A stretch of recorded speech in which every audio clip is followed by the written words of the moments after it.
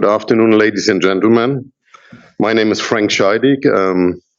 While I'm a first-timer of the OMFIF family, I was present when roughly 12 years ago OMFIF was founded, in a very historical moment when we had the, let's say, first conference, or it was more a roundtable of 16 people that was at the Bundesbank office.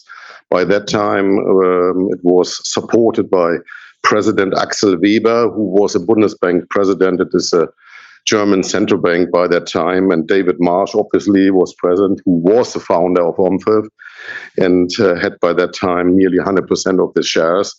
Meanwhile, OMFIF is really developed to what I always favored, having a platform in place which brings public and private sector together in many ways, in many themes, whether it is capital market related, regulatory issues, the economical environment, and the new normal, at least as it counts for Europe. And I can see at those places here in Singapore, you are the spearhead of sustainability. This is a new normal, a new environment. Some of the governments also in this region, but also in my home territory, have not yet recognized that this is so of importance enough. But having said that, I want to congratulate John Orchard and the team. Clive was here before. What OMFIF had been turned into over the pandemic time and now in year 2022. It's really more than a think tank, a non-profit organization which really helps us to make things better, more resilient, and we all get not just theoretical models in place, also from the practice. I'm someone who is also very much passionized among all the topics, as I said, among sustainability. I had a lot of talks this morning here and just recently found people who, like me, joined the COP27 this year in Sharm el-Sheikh, which, for my personal opinion, was a very encouraged one. And I found a much better spirit than you could read in the media and in the press, I have to say. Also, I want to refer the importance of the transition. We have mainly talked about, if we transform it into capital market language, what has been issued as green issuance, as social bonds, or SDG-linked bonds, what my former colleague Bunchai, who's now the CEO of this wonderful institution, SGX here, and we both worked in a little boutique bank. Oh, was it not that boutique? Deutsche Bank, it was by that time. And shared a lot of things in the past. But as I wanted to say, I'm so impressed by what Singapore has done for Southeast Asia and will do further. There's a lot of hope that they encourage as well the neighbor countries, like Malaysia. And if I mention Malaysia, you should not forget under Governor Zeti in the old days, who's also with me on the advisory board of OMFIF, the Sukuk market became a capital market part. Why do I mention the Sukuk market? It has a social component, and it could become, hopefully, when they are able to reduce lawyers' costs, another big market in this sustainable world. Having said that, I'm also quite happy to see the second panel after the one I attend, and will be where's Tamara? Oh, she's over there. Then moderated by Tamara. And I see Leslie Maastrop, someone very experienced, and also Ludger Schuknecht, whom I have met more than 12 years ago for my first time.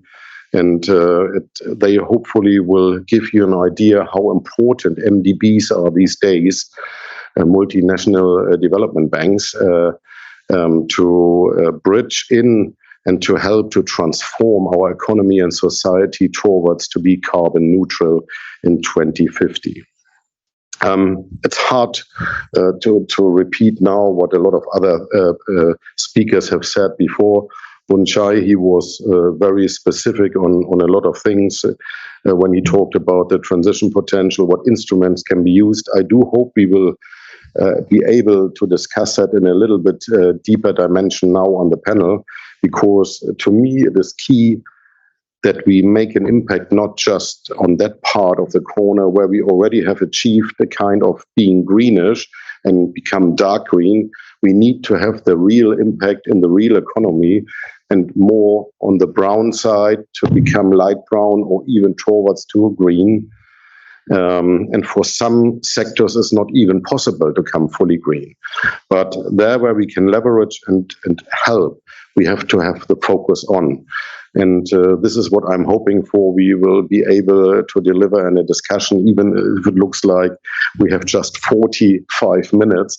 And I guess, Tamara, we will leave some questions to the audience. And I can just ask you, please don't be shy. Ask us questions and come in an interactive talk with us. And let's hope it guides us to something.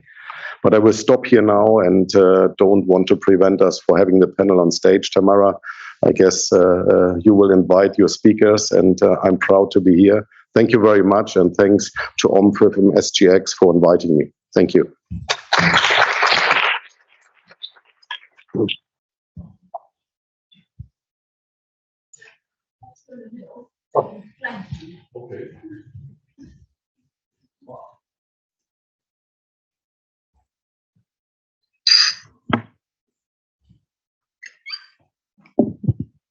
So thank you everyone for listening to us today. And I can see in the audience familiar faces who are experts and advocates for sustainability.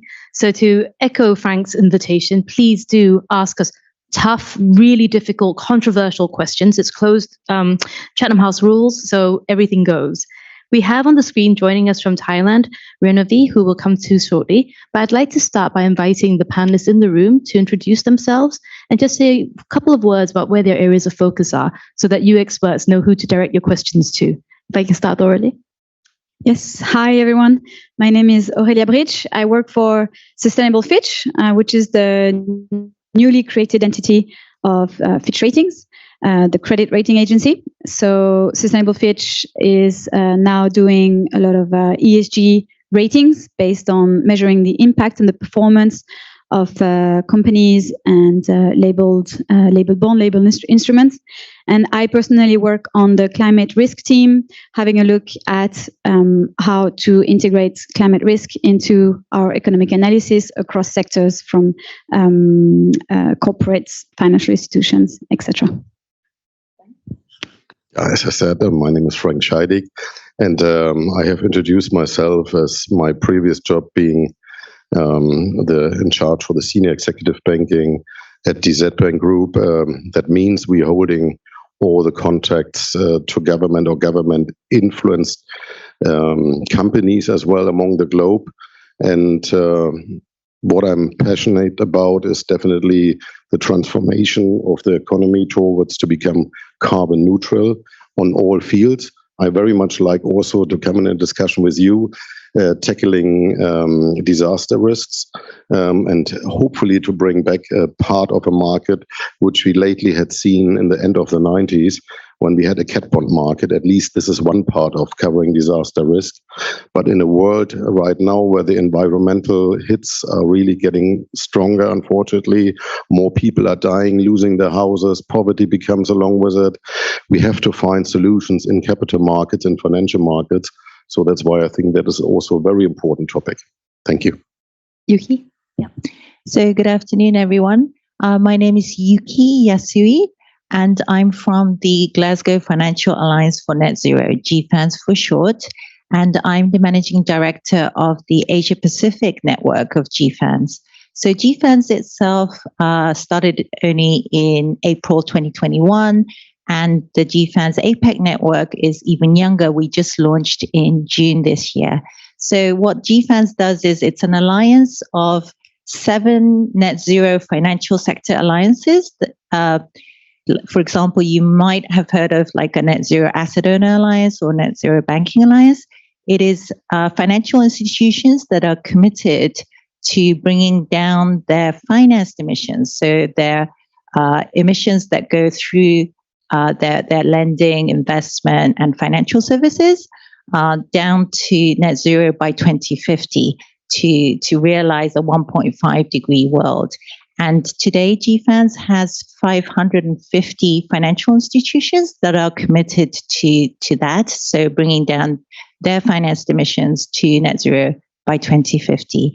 It represents about $150 trillion of financial assets and is worth about 40% of the global financial assets. So in Asia, our work here is very much to bring the GFAN's activities to Asia, and also to bring the Asia Pacific's knowledge and insights and rich experience back to the global sustainable finance community as well. Thank you. Fantastic. Push? Good afternoon, everyone. I hope this is working. Yes, it is. Very nice to see everyone, and thank you very much, OMFIF and SGX, for inviting me here today. I'm with IFC, the private sector arm of the World Bank, based here in Singapore. And IFC does a couple of different things as far as climate is concerned. Primarily, of course, it's a most important thing on our mandate or agenda. And we are an investor, an issuer. We also mobilize institutional capital. We do a lot on the capacity building aspects and technical assistance, as well as, of course, working with regulators and our World Bank colleagues in terms of addressing this whole ecosystem and creating markets around climate. I particularly work with the FIG team, so with financial intermediaries across Asia. And I'm very excited today to really talk about things that we've already kind of touched on, like transition and all these new themes that are coming in, but also the importance of looking at the risk aspects and the risk mitigation aspects equally as the opportunity that this poses for us. Thank you. Thank you. And moving to the screen, Ruenvadee, who I think can only stay with us for a few more moments. Sure. Hi. Good afternoon, everyone. You hear me clearly? Yeah. Thank you. Thank you. My apologies for not being able to be with you in Singapore due to my prior engagement.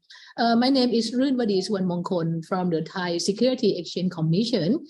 As a regulator, part of the my work and my colleague work is to drive the Thai capital market to be sustainable one. And we have to promote the sustainable finance within the Thai capital market. So that in the past few years, we work together with all stakeholders, the listed company, the institutional investor like mutual fund, and also the related government and private sector to drive forward for sustainable capital market in Thailand. I think I'd like to introduce myself shortly at the beginning. Right. Thank you. Thank you. And I know we have limited time with you, Ruenvadee, because you have to get to that other appointment. So perhaps we can start by asking you a question. And to open, I would like to ask you about what the features are in Thailand and Asian leadership that drive sustainable finance in this region. Okay, thank you so much. For this, I think that the key point is torn from the top, the policy driven. For sure that not only for us as a regulator, but for the corporation themselves, they have to make a commitment for their operation to go for sustainable operation and the process. For the regulator, Tamara, we are not the operator for sure, but what we can do most is to create the ecosystem to accommodate or stakeholder to drive forward for sustainable finance. For us, we divided the ecosystem into 6 areas. Of course, one is the issuer in terms of the supply side, and the investor in terms of the demand side, and the product itself, like Frank mentioned about all kinds of green bonds and sustainable bonds and so forth. And the external reviewer for that information platform. And another important feature is about cooperation within the country and also the overseas. For the achievement so far, I must say that you asked about in the region. We work together with all the ASEAN regulators, including the MAS in Singapore. I think that during the past 2 years, we could reach a conclusion and resolution of the ACMF for the sustainable capital market. We have the ASEAN Taxonomy to begin with, and then we work together as a key ASEAN regulator for this. I think because right now, when you're talking about the issuer, they don't work only in their own country or jurisdiction, but they have cross-border transaction. So that within the ASEAN country, I think that we work on the same platform on this. And we have the same policy going forward for that. But for the Thailand, for the issuer listed company, I'm so pleased to inform to you that this year we require all listed company to disclose their sustainability achievement in our so-called one report. Within the sustainability report, we request them, ask them to disclose one about the carbon emission. Another one is human rights. I think this is a very key data for the demand side to analyze whether or not the listed company go forward for ESG commitment, for sustainability commitment. And this is the things that we work together with industry during the past 2.5 years to come up with this requirement this year. And for next year forward, it's quite challenging for us to move along their supply chain and then their value chain. These, of course, include the SMEs, so on and so forth. It's become the challenge for us and how to make sure all the value chain of all sides of the company, they are committed in the sustainable way. For the investor, for sure, we ask the mutual fund to put into ESG as their investment criteria. And luckily that they fully committed.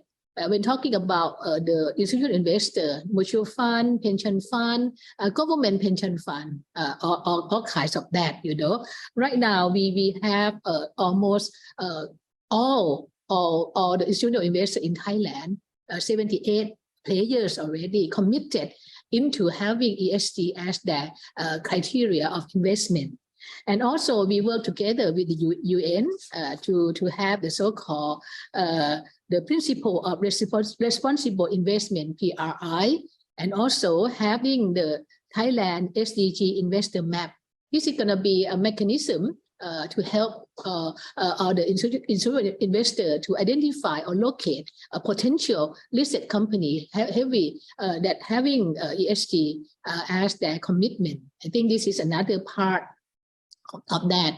Turning into the product, I have to say to you that in Thailand, even though during the past 3 years, the growing of all kinds of sustainable products quite in a progressive way, but there are many rooms for the issuer to issue more and more. We have all kinds green, sustainable, social, and also sustainability linked bond, right now. And I think that the room to grow, I think that like for the renewable energy buildings, so on and so forth, we have not seen many examples on that. Only 1 or 2 that issue the green for the green buildings like that. I think that there is more demand on that. And right now, the government themselves also issue the sovereign sustainability bond last year. I think that this is part that we work together. I like to touch upon the last part of the cooperation. This is a key because I represent the SEC. You may wonder what about central bank in Thailand, whether they're fully committed. I have to say, of course, they're fully committed for the sustainable finance. That we work together, all five. We are not like MAS under one roof, but for us, we have separate banking side, capital market side, then the insurance side. So that we work together, all 5, the central bank, SEC, and Stock Exchange of Thailand, and then the OIC for the insurance. Last but important one is the Ministry of Finance. We work together to drive forward. We sign up a statement to promote sustainable finance in Thailand during the past year. And then we have key issues to work together, one of which is about taxonomy.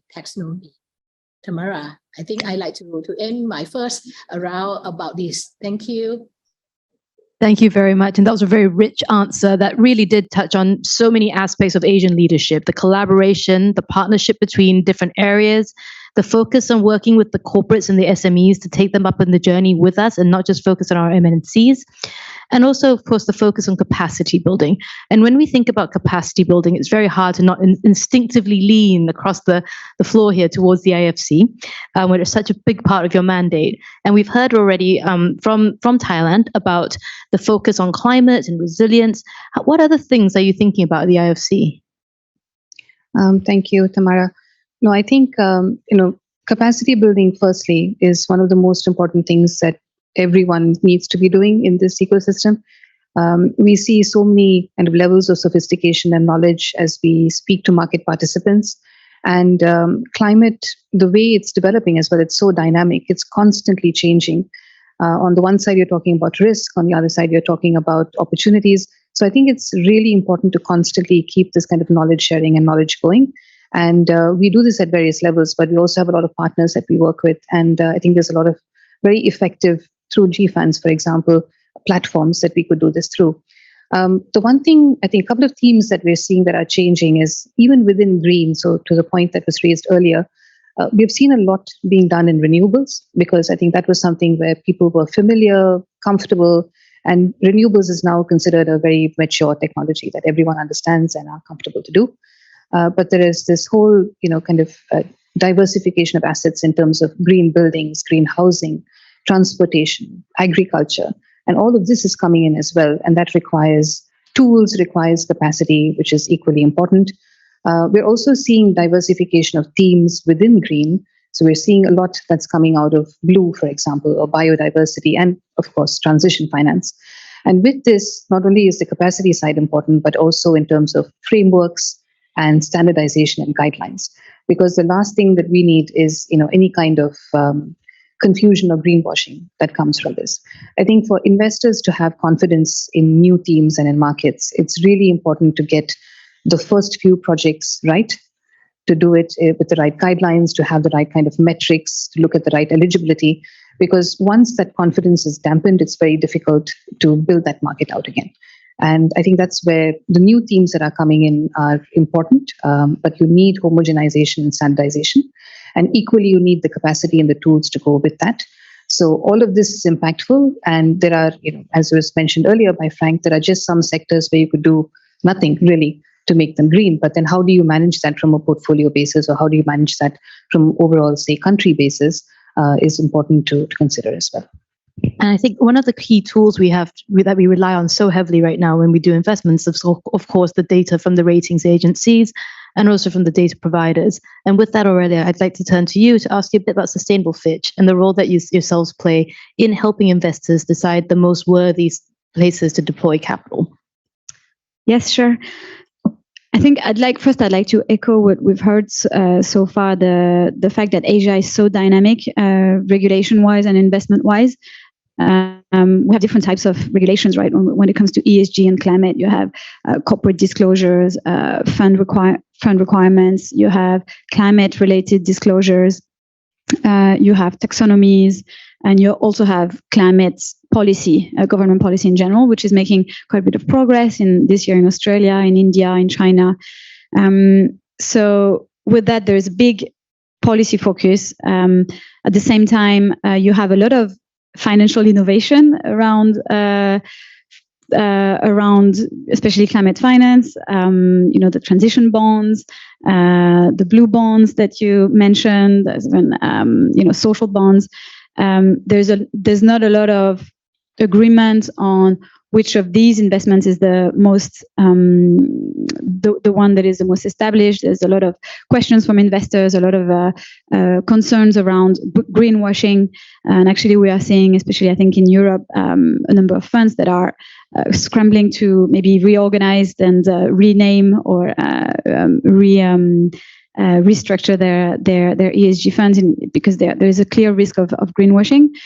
So in that sense, what Sustainable Fitch has been trying to do is develop the ESG ratings that are separate from the credit ratings. So the credit ratings measure the likelihood that an entity will be able to repay its debt. They do include some level of ESG, so the financial aspect of ESG, which is called what Fitch calls the ESG relevance scores, which measure in a quantifiable way how much ESG is impacting the credit rating.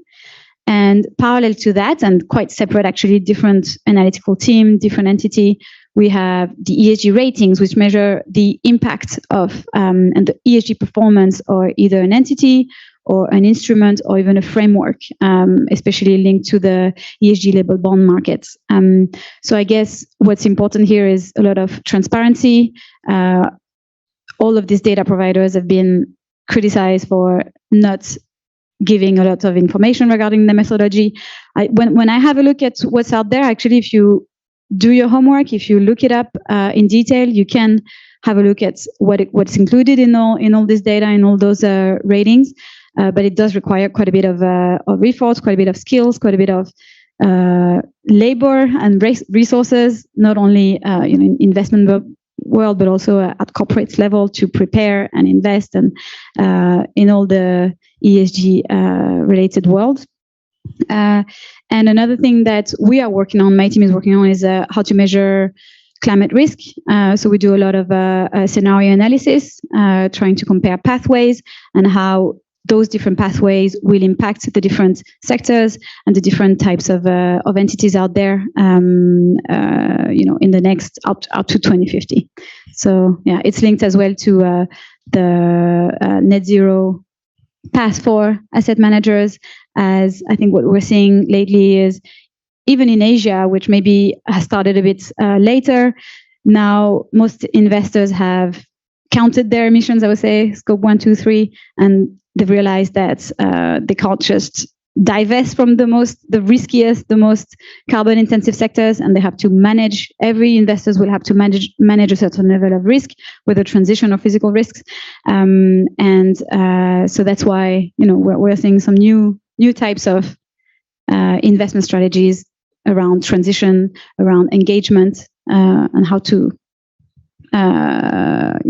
actually deploy finance towards the actual transition. Yeah, and that's interesting because it's getting increasingly challenging as we become a little bit more scientific, a little bit more informed, as we learn from our mistakes. And all of us are going through this journey together at the same time. So Frank, you and I were having this conversation at lunch. We were talking about as you try to deploy your resources, and we are learning more about the broader impact of some of the investments on things like biodiversity, cultural heritage, decent work. How are investors thinking about taking a holistic view as they invest? What's working and where do we need to pay a bit more attention? Well, first of all, we still have not a common language among the whole globe. In Europe, and I have to comment on that, we took and stretched it a little bit too far in implementing with a good mind behind the EU taxonomy, because this is a very complex, massive, I would say, outcome there. It has more than 1,000 pages, but the annex, I think, is more than 10,000 pages.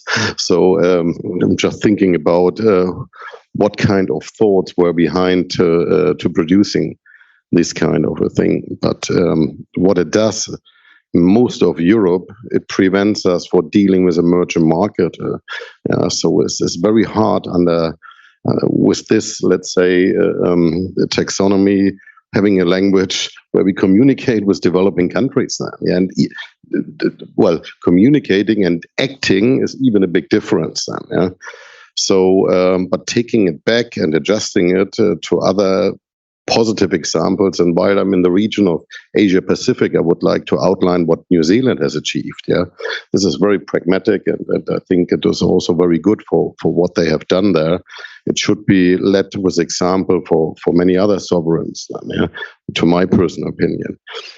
Probably I have to clarify also, I'm one of the 33 members of the German Advisory Council to define our sustainable policy as a government as far as it comes to financial markets or capital markets activities, which is among the 33 not even very easy, because we are very unique in the way we've been set up.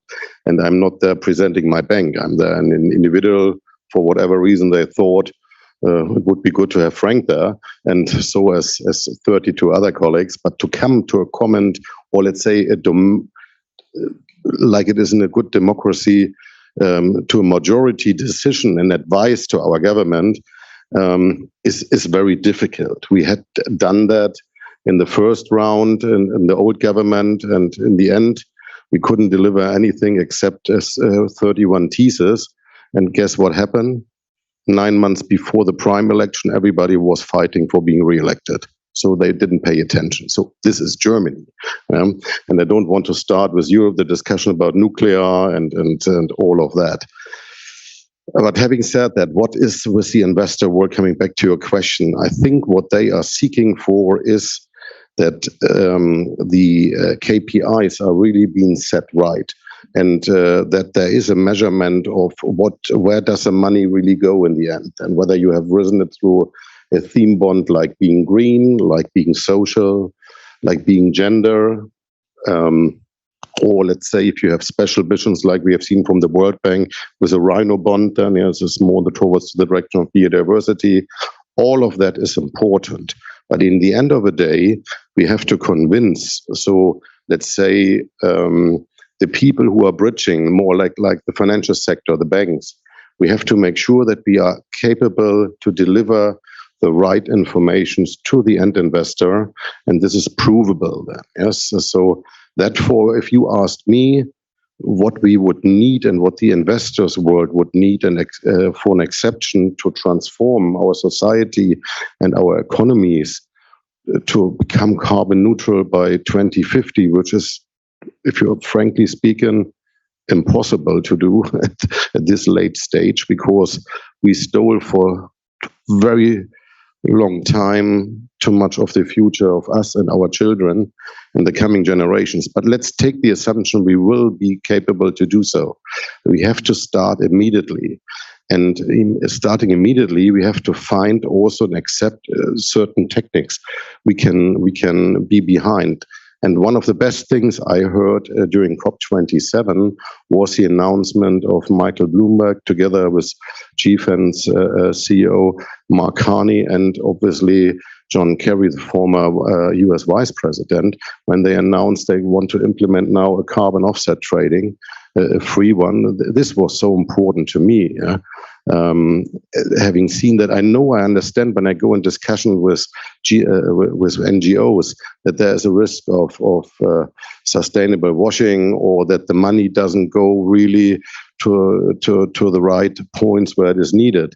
But in my dream, at least in my personal dream, how I think such a technology should be implemented, as long as there is a corrective who makes sure that that is not like we have seen it 10, 12 years ago in Brazil, that you have several times out certificates which are covering triple or 5 times the volume of the real underlying. Then I think we can be sure that it is the right thing and the money goes the right way. And I also, may I say so, think we should have a kind of percentage fee or whatever you want to name it, which goes into a supranational fund, which is then either managed by the UN, or if we don't have the capability, World Bank could be another one. And it should be flanked by the MDBs, the multinational development banks, because they do it with the private sector banks all over the world. They know the projects they finance. They have the best informations around. So if they all work together, these carbon offset trading could be the right thing, because it guarantees that the real economy and the majority of the real economy are the SMEs. We have to tackle that right and give the investor world a chance that they can offset, and on the other hand, invest into it.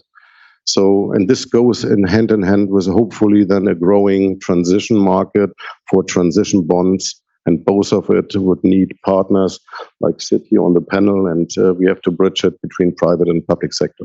Absolutely. Sorry for the long answer. Not at all. And I'm going to remind the audience that their moment is coming. Prime your questions. I'm just going to turn to Yuki before we turn to the audience. And so Yuki, picking up on this point then about this bridge that we need to bridge the gap, not just between countries' net zero commitments and the financial institutions' commitments, which is already reasonable, but then from the financial institutions to actually deploying into projects and companies. What do you think is needed to help us get the right money into the right place? Yeah. So you might have heard that, how is net zero commitments played out in the finance industry? So as I was saying earlier, the 550 financial institutions that are committed to net zero by 2050, currently their measure of success is very much focused on the financed emissions. So how much, so the whole idea is to set targets for like 2030. That's an interim target to reduce their carbon emissions of their finance portfolio. Now, that has led to some unintended consequences in the sense that there's been a lot of paper decarbonization, where a lot of the investors or financial institutions have decided to just ditch their highest coal assets, highest emitting assets, and have dramatically reduced their financed emissions, but has not really changed the world's decarbonization at all, because it's just been sold on to the 60% who are not GFANZ members. And so what we are trying to do at GFANZ is to broaden the definition of what is a success, what is a performance of a net zero committed financial institution, and that the reduction of the financed emissions should come as a result of the financial institutions supporting the real economy's decarbonization, and that eventually, if you do that, it will come down, but it won't come down instantly. It will take time, and there will be a time lag. So kind of, echoing everyone's, the panelists' discussion about the importance of financing the transition, I think that is really important. And in Asia, that is especially important since 50% of financed emissions are from this area. So what we have been doing at COP is two things that I want to raise. One is the Just Energy Transition Partnership, which was announced actually in Bali. So that's a G20 announcement. So that is primarily a G7 government-to-government partnership. So G7 governments to Indonesia, government, a $10 billion commitment to deploy public financing for the rapid, accelerated energy transition of Indonesia. Now, what GFANZ has done is to soft circle another 10 billion from the private finance to say that if the right enabling conditions are met, which means that Indonesia will have to do a lot of market reforms and policy and regulatory reforms, and to make sure that the public finance, that first 10 billion is deployed in a way that really catalyzes the private finance, that we could actually mobilize not just 10 billion, but probably many times more to support the energy transition of Indonesia. And that means 20 billion has been, in theory, committed. And that is quite significant, because we are trying to send a signal to say that we're no longer talking about millions. We are really needing to scale up into the billions, and that the blended finance, as it were, has to really work in a way that really mobilizes and catalyzes private finance. And one of the key things that is being discussed in the energy transition of Indonesia is its coal assets. How do you phase out that in an accelerated way so that it provides room for the renewable energy assets to come in? And so it's no longer, sustainable finance is no longer going to be just about the investing in green. It has to be really focused on how do you transition out or manage phase out of the brown assets and replacing it with the green. So that's the Just Energy Transition Partnership, and for financial institutions to be able to put their money into managed phase out is currently quite risky. Like I was saying earlier, everyone wants to reduce their financed emissions. They don't want to take on a managed phase out project, which will inevitably raise their carbon emissions, because you're going to be holding on to a coal asset for about 10 years until it goes out and is phased out. And so there is no clear guidance around how a net zero financial institution can participate in a managed phase out. So the concept is good, but how do you do it? And so in GFANZ at Asia Pacific Network, we are launching a new work stream on this to provide guidance for financial institutions to participate. And we'll be looking at what is credible managed phase out of coal assets in Asia Pacific, and how do you balance that with the financial viability. And in the financial viability discussions, carbon credits that Frank was talking about does play a big role as well. How do you make sure that we have a carbon credit that recognizes managed phase out? That's an avoided emission, which is quite a new area of carbon. I mean, carbon credits itself is quite a new idea, but managed phase out and avoided emissions from an early phase out of coal power plant is really new. So how do you bring that in and make it more financially viable, as well as, there is a lot of philanthropic capital that we think can be deployed to support the financial viability as well. And how do you make sure that the MDB monies are catalytic and concessional, and that they really mobilize private finance? Thank you, Yuki. I think we're going to edge quickly into the time for the next panel. I know everyone wants to hear from the development institution perspective as well, but I'd like to turn to the audience and invite some of those tough questions, if there are any. Oh, immediately 2 hands in the air, 3 hands in the air. Has anyone got a microphone? Oh, in that case, could you project strongly? And we'll go to you first. Oh, would you want? Who's coming?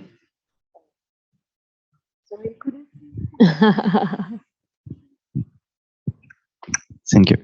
When we say about sustainability, we need to solve 3 problems. First of all, we need to change the principles how we measure the value and transit to profit only to sustainability approach. Second, we need to make transition for industrial part of value chain to net zero production. And the third, we need to merge industrial part of value chain and investment part of value chain. What, from your opinion, what's the key challenge, and what our next step in this journey? And is you optimistic or pessimistic in about this journey? I think, given that that's a bit public and private, perhaps if I could invite Push to respond to that. Sure. I think it's a great question. And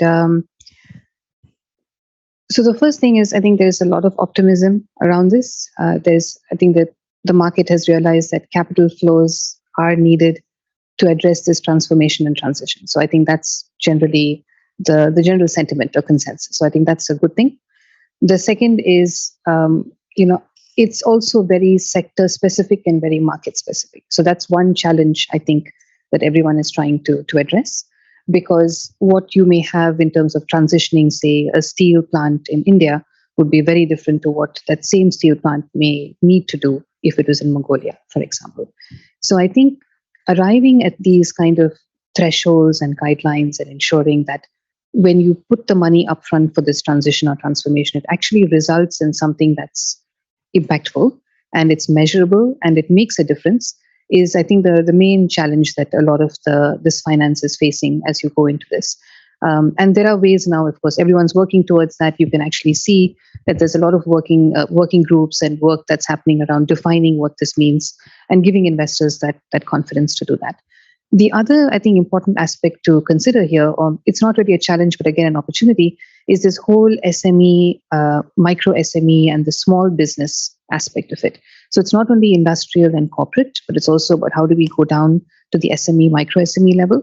And this is where I think it's important when you look at financial institutions or larger organizations, because you have the aggregation of, kind of bringing all these small businesses into the fold as well, but trying to manage the cost of this transition and what that might mean to them. So overall, certainly optimistic. It's not something that only the private sector can do or only the public sector. It has to be a combination of both. There needs to be concessions to make it, it has to be incentives for this. And there needs to be a very clear pathway in terms of sectors in specific countries and how they get to that. So hopefully that answers it. Thank you. And just while we get a microphone to the lady in white in the middle, I think there was someone on the far end as well. It was John. This is going to get daunting. So John, you had a tough question for the panel. It is a bit tough, but I think the guest should go first.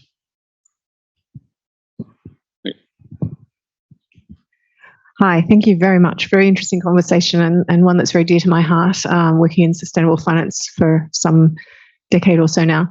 One of the things that we're working on is around the transition and the importance of it for the emerging markets generally, but this region in particular, where there's a concentration of opportunity and of course, risk of increasing emissions, where something like 90% of emissions a growth in emissions is still coming out of this region. So one of the findings that we've been working on around the transition is what can emerging markets themselves do? And it touches a little bit, Yuki, on one of the points you were making around participation from various sources of capital and how you bring that in. And one of the groups we're working with is the Net Zero Asset Owners Alliance. And they have this massive dilemma because they cannot get emerging markets members to join the alliance. Now, that in itself has a whole lot of issues, but it raises the question for me around these solutions. And when we're talking about the solutions for the transition, is how do we ensure that the financial sectors within emerging markets themselves are fully engaged, bringing the capital that they have to deploy, but also their knowledge, speaking of the SME and the MSME sectors, of the market in order to really drive the transition through the economy, not just these big projects of transitioning a coal plant to a renewables plant, which are important, but the whole of sector. Would Yuki or Frank like to take that question? And then I think we have time for one more before we'll have to abandon our clothes and hand over to the next panel. Yeah, thank you. Thank you for that really good question. So I think government ambition is really, really important. One of the reasons why we don't have members in GFANZ or the Net Zero Alliances from emerging markets is because a lot of the government's ambition there is like not 2050 net zero by 2050, but rather 2060 or like 2070. And so if the government's ambition is different, it is going to be difficult for financial institutions to go beyond what the government is doing. And I think the JEP, in a way, is a good kind of pilot. If Indonesia is successful, it might send a lot of good signals to the other countries in this region to say that if governments can, set their ambition high, the whole the economy and the financial architecture, they will be able to involve not only the domestic but also the international community and draw that capital in and make a rapid transition. So I think traditionally we still in this region think that the transition is very expensive, that it's a cost to the economy. But I think one of the things that the G20, the JEP Indonesia has shown is that the government of Indonesia has actually identified this as a great opportunity for green growth. And one of the things that they really should do. So Indonesia has, for the statement of the JETP, has put in a very high level, ambitious statement to say they will peak their emissions at 2030, that they will deploy 34% of renewables by 2030. That's really ambitious. And hopefully that will excite the financial institutions in Indonesia as well to respond. Thank you. I think Frank and Aurélia both had something to say to this before we turn to John and before we turn to the gentleman over there, at which point I think we have to close or I risk never being invited back. So Frank. Yeah, very, very quick. I think to implement that in particular, the really early stage developing countries, we have to make sure that we give them also an access to a kind of local currency liquidity or acceptance. This could not just go without the impact of, again, partnership between private and public sector. KfW have done a lot among the globe, but they have their partners like AIIB, who is here, NDB, as well as Asian Development Bank out of Manila, and the same they do in Africa with African Development Bank and other promotional banks around the globe. But the private sector banks also have to contribute then, yes. And this together with whoever which country we're talking about, with a local central bank, we have to provide and find a way to give them a chance to develop their own ecosystem also on the financial side. Otherwise, long term, they will have no chance. They can't pay back the debt in US dollars. It's way too expensive. And whatever comes then in as a net contribution is probably then stolen by either corruption or paying back their old debt then, yeah. Yeah. And one last thing I'd like to mention on this is we've spoken about investors or banks or multilateral development banks, but what about the corporates? For example, something I read that was very interesting in Brazil, there was, and it started from, say, the retailers in Europe that are slowly realizing that if they are to reduce their Scope 3 emissions, they are definitely going to have to finance up the value chain their own suppliers to avoid emissions or reduce emissions. And what they've been working on, for example, it was like I think an English supermarket working in a blended finance deal to finance farmers in Brazil not to deforest the land they had the right to. So I guess, corporates and the entire supply chain and decarbonizing up the supply chain, I think that's going to be a big part of it as well. Absolutely. I know we're running over time. I apologize to the panel after this, but we'll take one last question to close, to the gentleman in the jacket. Hi, yeah, I just have one question. Do we know of a globally accepted estimate for the size of greenwashing today? I'm afraid I don't, and I don't think the panel can offer anything. I suspect that BlackRock will tell us shortly. With that, I'd like to close this panel. Thank you very much for having us, OMFIF, SGX, and thank you very much to all my panelists, including Ruenvadee, who had to leave, for lots of insights and some open conversation today. Thank you, everyone. Thank you.